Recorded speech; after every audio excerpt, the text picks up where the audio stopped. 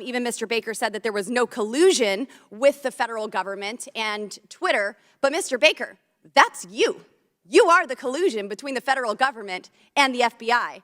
And now this is such a problem because we're seeing censorship all over. Mr. Roth, Ms. Gaddy, did either of you approve the shadow banning of my account at Lauren Boebert? Yes or no? No, I did not. Not to the best of my recollection. Well, let me refresh your memory, because on March 12th, 2021, and Mr. Roth, I know you looked at it because Fascist Twitter 1.0 had a public interest exceptions policy, which means for members of Congress to be shadow banned, it had to go before you, Mr. Roth. So I'll ask again, did you shadow ban my account, yes or no? Again, not to the best of my recollection. So the answer is, Mr. Roth, yes, you did. I found out last night from Twitter staff that you suppressed my account for this tweet. It's a freaking joke about Hillary Clinton being angry that she couldn't rig her election. It's a joke, but in response, being the sinister overlords that you all are, you placed a 90-day account filter so I could not be found. And now we see here that Twitter staff said the visibility filter on my account excluded me from top searches, prevented notifications for non-followers, and much more. This is considered an aggressive visibility filter. You silenced members of Congress from communicating with their constituents. You silenced me from communicating with the American people over a freaking joke. Now, who the hell do you think that you are? Election interference? Yeah, I would say that that was taking place because of you four sitting here.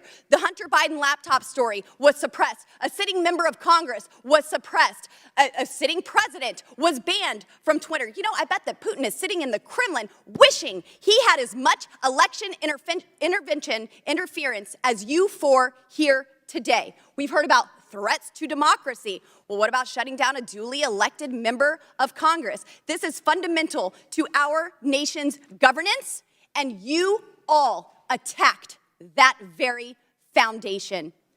230 protections?